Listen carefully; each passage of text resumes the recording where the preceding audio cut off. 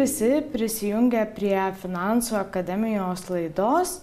Šį kartą sveikinu vėl aš su jumis, Šarūnė Petrašiūtė, laidos vedėja. Na ir šiandien pakalbėsime itin svarbia ir aktualia tema, tai yra apie pinigus ir pokalbius su vaikais, kaip reikėtų ugdyti vaikus, jog vaikai būtų finansiškai raštingi. Ir šiandien į klausimus mums padės atsakyti Justina Bučinskaitė, kuri yra finansinio raštingumo programėlės Poklet bendraįkūrėja. Tai sveiki, Justina. Sveiki, Šarūnė. Seniai nesimatėm. Seniai nesimatėm ir džiaugiuosi mūsų pažintimi ir matydama jūs čia. Ir net neabejoju, jog mūsų žiūrovai tikrai nekantraudami laukia tų žinių ir sėkmingo starto, pradedant kalbėti apie pinigus su vaikais. Tai kodėl yra svarbu, jog pagrindus, finansinio raštingumo būtent pagrindus vaikai gautų šeimoje?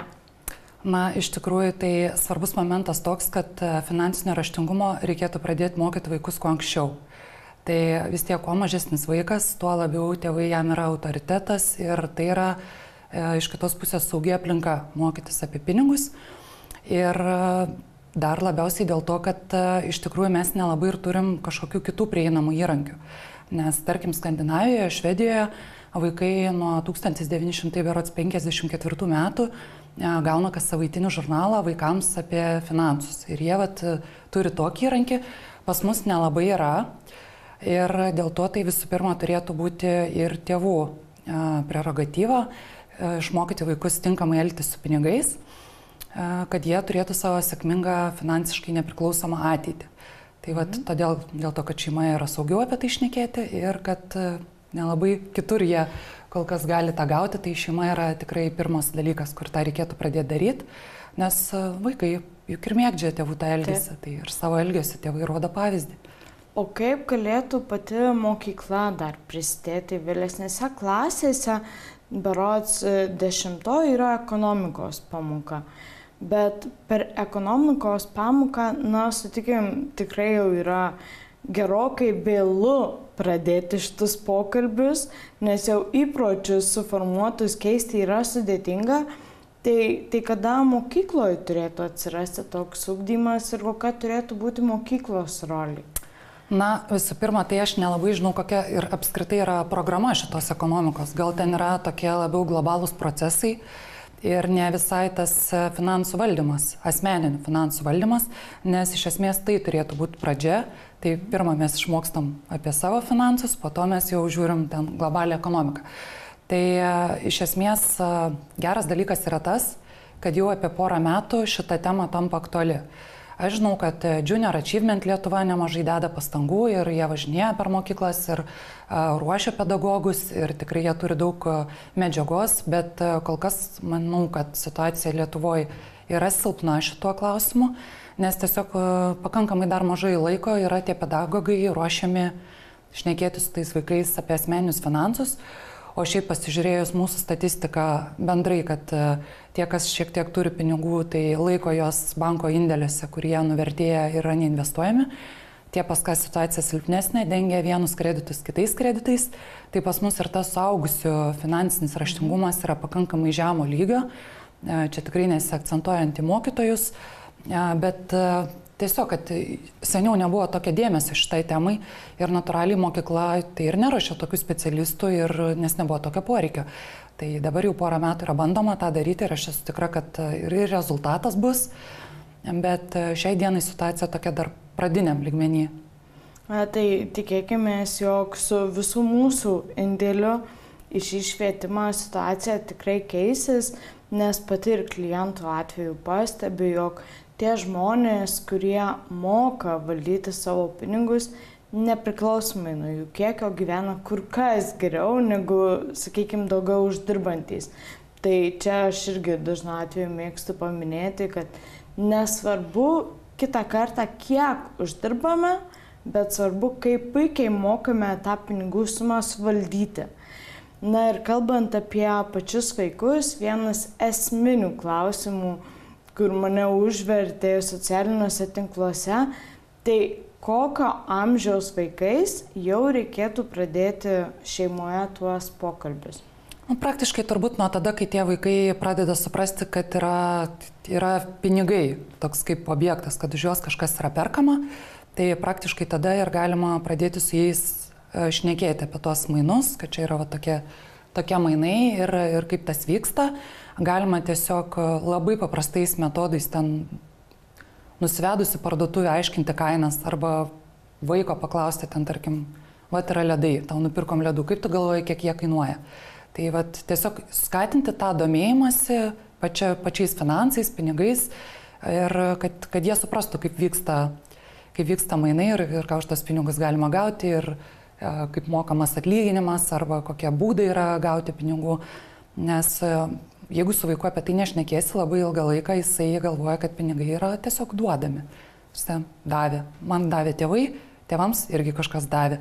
Tai kuo anksčiau reikia pradėti aiškinti tuos dalykus ir imti vaiką kartu apsipirkti ne vien tam, kad jisai ten pirštų rodytų, ko jam reikia, bet ir maždaug aiškinti, kad tai yra panašios klasės produktai, kad tarkim, šitas yra žemesnės kainos, šitas yra aukštesnės. Tai kad jie suprastų tą tokį vertinimą, gal net kitą kartą duoti pačiam vaikui nuspręsti ten iš kažkokių dalykų, kurie yra ne jo, ne žaisliukas, kuriam gražu, bet, nežinau, duona, pienas, kad jis pats žiūrėtų ir pradėtų tą tokį supratimą, kad gal tarp kai kurių produktų skirtumo nėra. Ir išmokti tą skaičiuką matyti, parašytą prie prekės. O vaikui augant, kaip turėtų kisti tie pokalbiai, nes, finansinis raštingumas, jis nėra tik tai apie pinigų valdymą, tai jau yra ir investavimas, tos pačios vartotojų teisės, sukčiavimai visokie, kaip apsisaugoti. Tai kada pradėti jo tą vėlesnę komunikaciją ir kaip jinai turėtų atrodyti. Nes aš taip įsivaizduoju, pasisodinu ten 12 metų vaiką ir ką aš jam galiu papasakot. Šiaip geras momentas yra tas, kad dabartinė vaikų karta, jie tarkim yra paskutinė, kurių tėvai neturėjo prieimo prie informacijos, nes, tarkim, mano amžiaus grupė, tai mums tėvai nieko neaiškino ir tuo metu dar nelabai buvo šita tema aktuali ir čia nebuvo jokių podcastų ir knygų prirašyta ten arba, tarkim, mes jų neieškojom. Tai šiuo atveju Šarūnė bijau, kad 12 metų vaikas galimai savo tėvus jau galės paaiškinti, nes vaikai žiūri daug informacijos internete, jie tais pinigais domisi ir neseniai čia buvau vienoje panelėje irgi apie vaikų finansinį raštingumą. Tai Lina Banytė-Surplienė, jinai yra viena iš vedančiųjų, sakyčiau, specialistų Lietuvoje, kuri kalba apie vaikų finansus. Tai jos vaikas, paauglys, jau uždirba internete. Prekiaudamas, nepasakysiu kažkokiom talpom serveriuose ir Lina ir pati sako, aš nesuprantu, ką jis tenai daro iki galo, bet vaikai jau tarpusavėje dalinasi informaciją, jie turi nuomonės formuotojus, kurie apie tai šneka. Bėda, kad jie domisi vis dar tais labai greitais praturtėjimo būdais, tarkim, domisi kriptovaliutom ir panašiai, kur aš negaliu atsakyti, kokia mano nuomonė šito klausimu, bet aš manau, kad tikrai čia yra ne tas instrumentas, nuo kurio reikia pradėti. Tai su vaiku reikia šnekėti apie pinigus, bet yra kita problema, kad mūsų visuomenė yra toksai įsišaknėjęs kaip nepatogumas šnekėti apie pinigus. Aš, tarkim, didelę patirtį turiu versle ir esu tikrai samdžius labai nemažai žmonių. Ir per darbo pokalbį ten būna kalbi labai atvirom temom ir stengiasi tą žmogų pažinti ir žmogus apie viską labai atvirai pasakoja, apie savo patirtis ir kas jam rūpi, kas jam svarbu ir nesvarbu. Ir jeigu tu jam užduodi klausimą, tai kokio tikitės atlyginimo, aš dar neįsikio nemačiau, kad nepradėtų žmogus muistytis. Kaip ir toks klausimas, mes be jo iš vietos nepajudėsim, jį reikia atsakyti, bet yra tas nejaukumas kalbėti apie tos pinigus. Tai taip pat būna kitą kartą su vaikais, nes yra pasisodinami tie vaikai, jiems sakoma, tai klaus, kas tau neaišku. Ir vaikas kala, tai kiek uždirbi. Ir tada tėvai atsilošia, nes, čia toksai klausimas, tai čia jis dabar gal čia tos klasės vaikam čia pasakosis ir iš vis kam čia ta informacija ir čia neaišku kam ir užsidaro tie tėvai. Tai reikia matyti gal net ne tai galvoti, ką tam 12 metų vaikui paaiškinti, nes jis turi masę klausimų. Jis tikrai turi masę klausimų, vaikai yra smalsus. Mes, tarkim, irgi kai kūrėm savo programėlę, jos kūrime dalyvavo 1000 vaikų. Buvo labai patogu, mes tas vyko per karantiną, daug kas turėjo laiko. Tai mes ir aplikaciją testavom, tai vaikai turi milijoną įžvalgų, klausimų ir panašiai. Reikia tik tai nebijoti su jais apie tai šnekėti, nebijoti pasakyti, kad aš nežinau ir tikrai nieko blogo nebus tėvam patiem internete paieškoti informacijos, jeigu jie nežino atsakymo į klausimą. Nes gali būti, kad net ir labai išsilavinę žmonės, pavyzdžiui, negali paaiškinti, kas yra sudėtinės palūkanos. Ir užduodi tokį atrodo klausimą, kurį mes visi girdim šitą, paprastai žodžiais paaiškinkit man, kas yra sudėtinės palūkanos ir masė suaugusių to negali padaryti, o vaikas gali paklausti. Tai čia toksai šiais laikais vyksta tėvų ir vaikų bendras mokymosi procesas ir tas irgi yra gerai. Bendra edukacija. Taip, nes kaip ir sakiau, tie indėliai bankuose rodo, kad suaugusiam trūksta to finansinio, tai jeigu jie gali tą daryti su vaikais, tai anokia čia problema, tai reikia daryti. Ir jau tokia asmeniška situacija. Neseniai buvo sūnėno gimtadienis, gavo jis nemažą sumą pinigų, ir kalba jau apie būsimus pirkinius. Ir galvoju, ką aš kaip teta galėčiau tam vaikui patarti, jog jis nuspręstų nepaimti ir neišleisti tų pinigų, bet galbūt kaupti didesniam tikslui.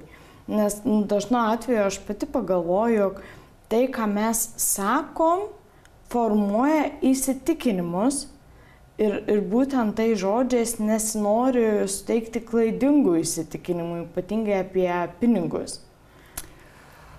Čia toks sudėtingas klausimas.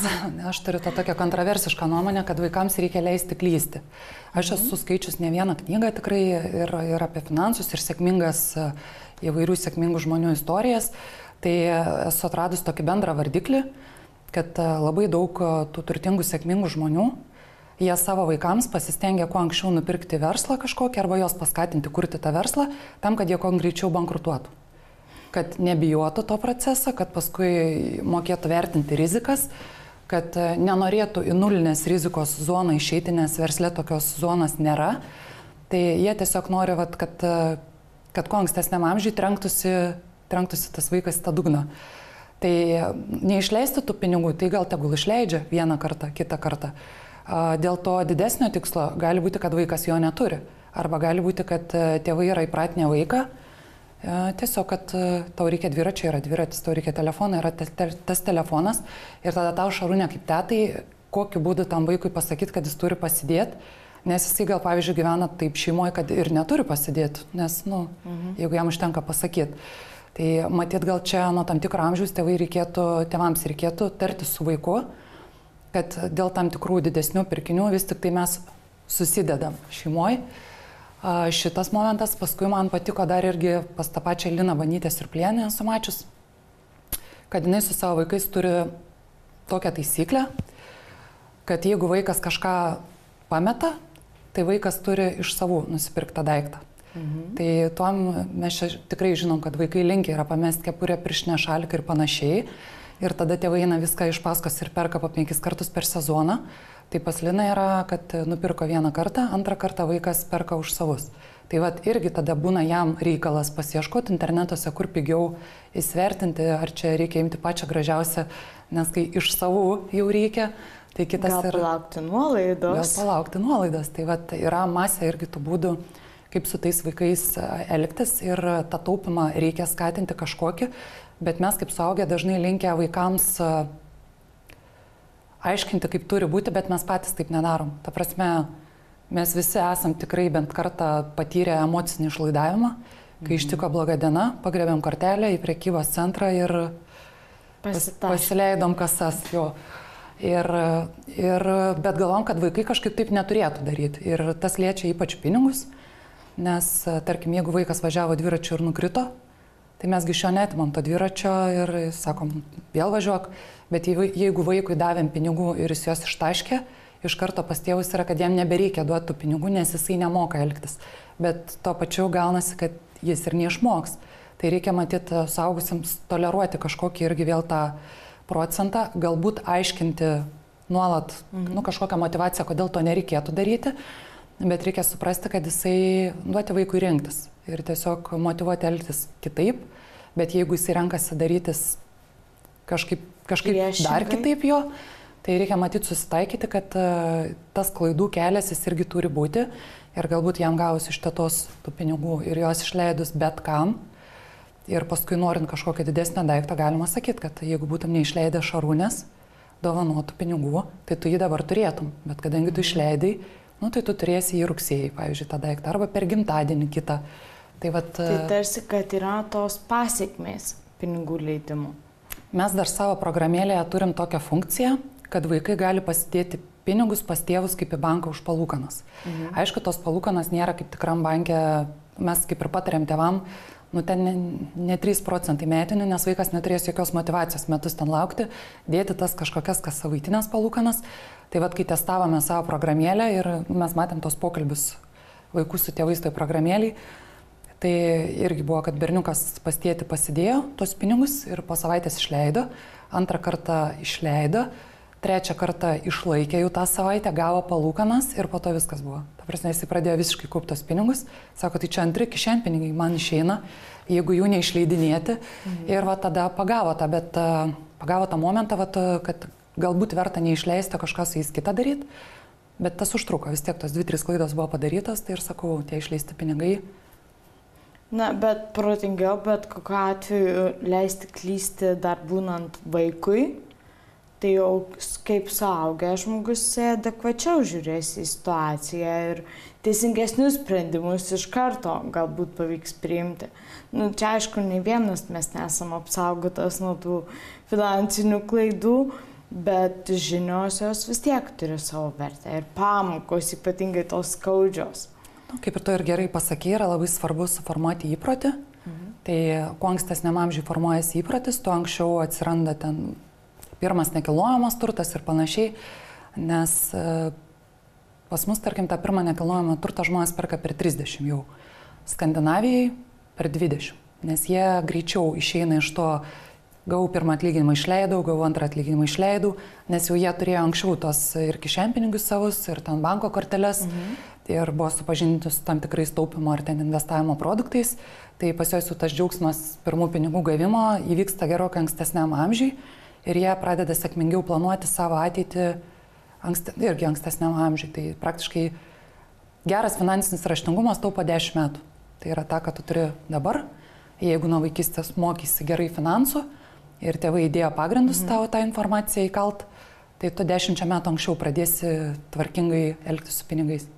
Ilgas laikotarpis žiūrint bendrai. Labiau, sakyčiau, didelė kaina apsileidimo nekreipti dėmesio į šitą temą. Ir tikėtis, kad vaikas pats savaime įgys šitų žinių kažkokiais kitais būdais. Tai ir įgys tikėtina, jeigu viskas tvarkoja ir aplinka bus motyvuojanti, bet įgys 10 metų vėliau.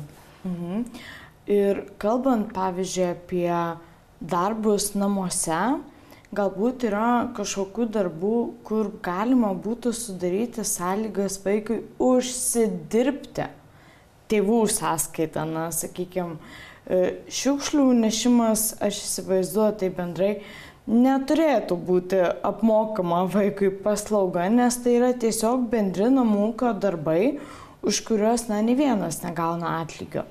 Bet galbūt yra kažkokių kitų darbų, kur galima būtų susitarti su vaiku, jog žiūrėk, jeigu tu ten padarysi tai ir tai, mes su tėčiu pasitarėm, jog sumokėsim tau ten tiek ir tiek.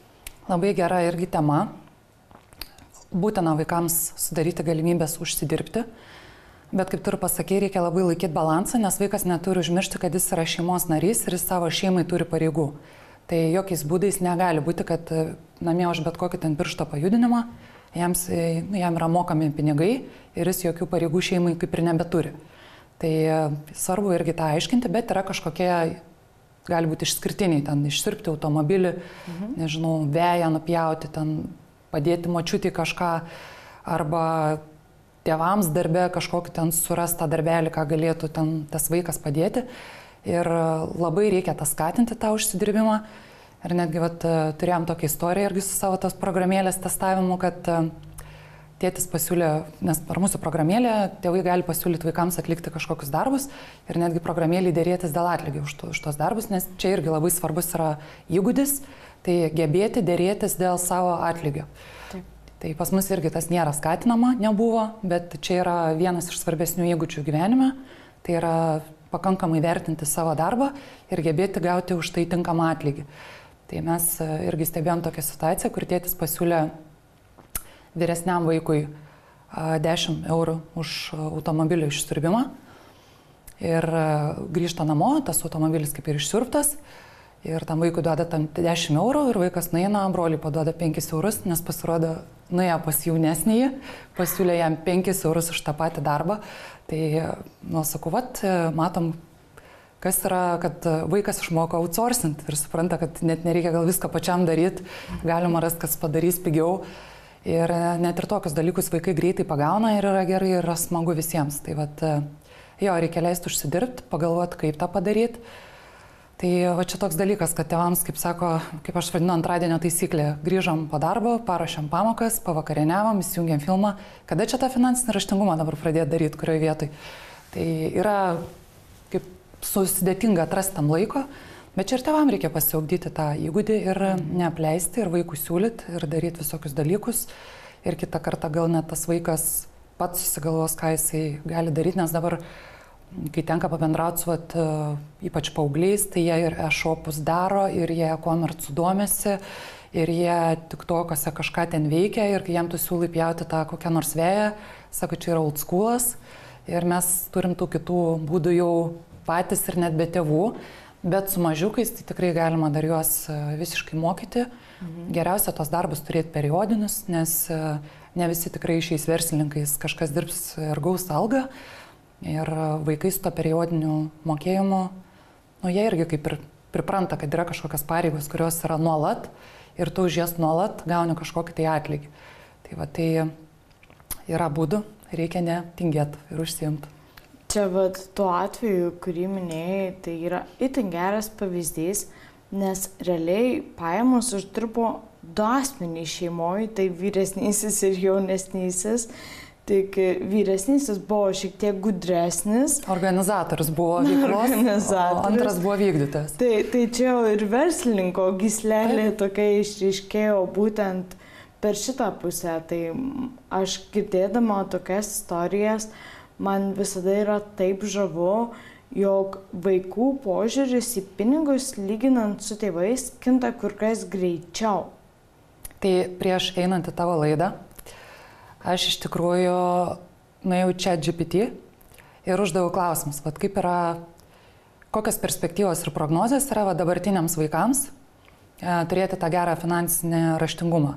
Aišku, tenai ne apie Lietuvą apskritai, bet irgi maždaug informacija tokia, kaip kad aš pradėjau, kad dabartiniai vaikai turi labai daug informacijos ir jiems viskas seksis daug greičiau ir geriau.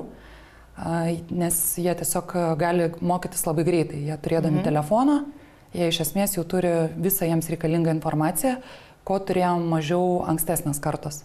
Tai šitie vaikai dar mokysis turbūt paskutiniai, tie, kurie dabar yra paaugliai, dar galbūt kažkiek labiau tėvų kontroliuojami, net ne tai, kad kontroliuojami, bet iš tėvų gaus daugiau informacijos, bet tie, kurie dabar yra mažiukai, tai jie jau turbūt viskas, jie tikrai mokysis iš pasaulio ir net nebereikės labai dėti daug pastangų, tiesiog sumotyvuoti. O vaikai, jie labai nori uždirbti, jie tikrai nori turėti savo pinigų, jie nori būti tie maži suaugę, jie nori turėti tą kortelę ir jie mojuoti toj parduotuvėje. Tai vaikai patys suinteresuoti, tiesiog tėvams reikia duoti tinkamus įrankius ir tinkamai pateikti informaciją. Man sesė visada sakydavo, niekaip nesuprantu, kaip tu gali už tuos gaunamus pinigus iš tėvų, kai reikėdavo eiti ten į valgyklą, mokykloje pietauti, tai aš iš tų pačių pinigų sugebėdavau susitaupyti, nueiti į dėvėtų drabužių parduotuvę, prisipirkti paltų, žodžiu, vos ne pilnai apsirengti. Tai pas mane tarsi atėjo tokie dalykai savaime, sakau, man turbūt yra tokia tipologija, jau žiūrint bendrai, kad aš su bet kokia pinigų suma puikiai gebėdavau susitvarkyti ir dar papildomai nusipirkti tai, ko iš manęs tikrai niekas nesitikėdavo, kad aš tas prekes įsigysiu. Tai tu matyt turi tą įgimtą bruožą, jį turi ne visi, kiti būna ateina iš nepriteklius, kad aš neturiu, bet turėti noriu, ką aš galiu padaryti. Blogiausia yra, kai aš neturiu, turėti noriu, bet nieko negaliu sugalvoti, ką padaryti, dėl to nedarau iš vis nieko. Tai va čia liūdniausia ta situacija yra, bet būdų jo tikrai galima visokių susirasti. Ir kalbant apie patį finansinį raštingumą, aš taip galvoju, dažnu atveju mums turbūt dabar daugiausiai dar pastangų reikėtų irgi atkreipti į suaugusius.